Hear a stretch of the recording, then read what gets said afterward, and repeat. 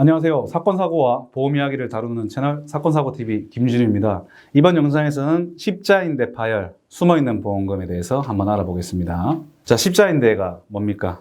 이 무릎에 있는 구조물이죠. 전방 십자인대는 이 무릎이 앞으로 안 나가게 잡아주는 역할을 하는 인대고요. 보통은 이게 무릎이 과하게 회전된다든지, 그러니까 예를 들어서 뭐 배드민턴을 치다가 급격한 방향 전환을 하다가 이렇게 다치는 경우, 뭐 축구하다가 턴 하다가 이렇게 무릎이 돌아가면서 파열되는 경우가 굉장히 많고요. 이 십자인대가 파열되게 되면은 보통은 이제 재건술이라는 수술을 시행하게 됩니다. 재건술이라는 거는 인대가 원래 있어야 되는데 지금 끊어져서 지금 기능을 못 하잖아요. 그래서 내 거를 이용하든 남의 거를 이용하든 어쨌든 그 재건, 새롭게 만들어준다는 뜻입니다. 그런데 이렇게 재건술을 시행했을 때 이 십자인대의 기능이 제대로 되는 경우가 얼마나 될까요? 제 경험상 10명 중에 한 2명만 재기능을 하고 한 8명 정도는 이렇게 장애가 발생하는 것 같습니다. 전방 십자인대 파열, 전방 십자인대 기능이 문제가 된다면 어떤 일이 발생될까요? 무릎이 앞으로 흔들리겠죠. 그러면 어떤 불편함이 생기는지 아십니까? 우리가 자갈밭 같이 울퉁불퉁한 도로를 걷는다든지 아니면 계단을 내려갈 때 굉장히 무릎이 불안해가지고 불안해요. 자, 그렇기 때문에 이 동요에 대한 게 이제 숨어있는 보험금 중에 하나가 장애보험금인데요. 이 장애보험금을 제가 설명드리겠습니다. 이 들어두신 보험 보시면 이 다리 아니겠습니까? 그죠? 이 장애분류표 다리의 장애 보시면은 한 다리의 3대 관절 중 한 관절의 기능에 뚜렷한 장애를 남긴 때 그리고 약간의 장애를 남긴 때가 있죠. 이 무릎의 이 동요, 흔들림을 동요라고 하거든요. 이 동요가 15mm 이상, 그러니까 1.5cm 이상이 되면은 심한 장애가 해당이 됩니다. 그럼 지급률 20%죠.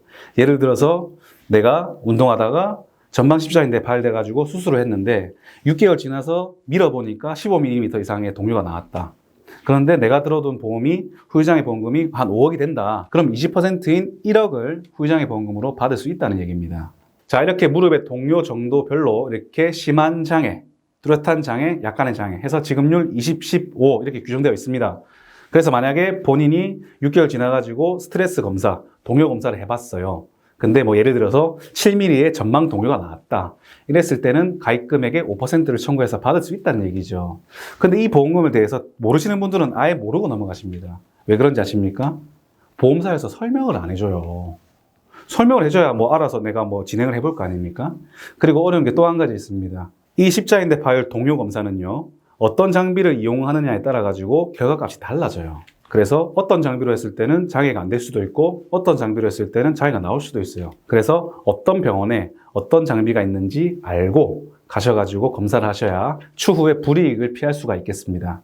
만약에 환자한테 불리한 장비, 되게 동요가 측정이 좀 작게 되는 장비가 실제로 있거든요. KT1000, KT2000 이런 장비가 있습니다. 그런 결과가 나중에 보험금 청구했을 때 나타나면은 보험회사에서는 그걸 이유로 보험금을 면책할 수 있습니다. 책임을 면한다는 얘기죠. 아예 못 받을 수도 있다라는 얘기입니다. 그렇기 때문에 처음부터 환자 입장에서 유리하게 나올 수 있는 장비가 있는 곳, 그곳을 골라가지고 가셔야 됩니다. 아시겠죠? 그리고 마지막으로 어려운 점은 하나 더 있죠. 자, 후유장애 진단서까지 잘 받았습니다. 그런데 후유장애 보험금까지 청구를 했어요. 근데 보험사가 순순히 주겠습니까? 안 주죠. 보험회사가 조사가 나온단 말이죠. 조사가 나오면 뭘 확인하냐면 이게 우리가 물어줘야 될, 보상해야 될 사고가 맞는지부터 해가지고 이 장애가 실제로 해당하는 장애인지, 환자가 이제 진료받은 기록들이 있죠. 진단서나 수술 기록지, MRI 판독지 이런 것들을 가지고 이제 의료자문 같은 걸 보내는 경우가 있어요. 근데 의료자문 보내면 있지 않습니까? 이상하게도 보험회사에게 유리하게 결과가 나옵니다. 예를 들어가지고 환자가 촬영을 했어요. 촬영을 했는데 7mm가 나왔습니다. 그러면은 아까 설명드린 약간의 장애를 남긴 때 해당하지 않습니까? 7mm면 5% 받아야죠. 그런데 병원 자료들을 보험사에 줬더니 의료자문을 보낸대요. 그래서 동의를 해줬더니 자문 갔는데 동요가 3mm밖에 안 나온답니다. 보험금 못 준대요. 어떻게 대응하실 겁니까? 그래서 이 십자인대 파열, 후유장애 보험금, 숨어있는 보험금 이거 청구하기 위해서는 처음부터 전문가의 조력을 받아서 진행하는 것이 좋습니다. 그 전문가는 바로 앞에 있습니다. 여기 있습니다. 전방 십자인대, 후방 십자인대 이렇게 십자인대 파열을 당하신 경우에는 후유장애 보험금을 반드시 받을 수 있으니까 위 전화번호로 전화나 문자 주세요. 제가 완벽하게 처리해 드리겠습니다. 영상 끝까지 시청해 주셔서 대단히 감사드리고요. 영상이 도움이 되셨다면 좋아요, 구독, 알림 설정 해주셔가지고 계속 무료로 사건 사고와 보험 이야기 영상을 시청해 보세요. 감사합니다.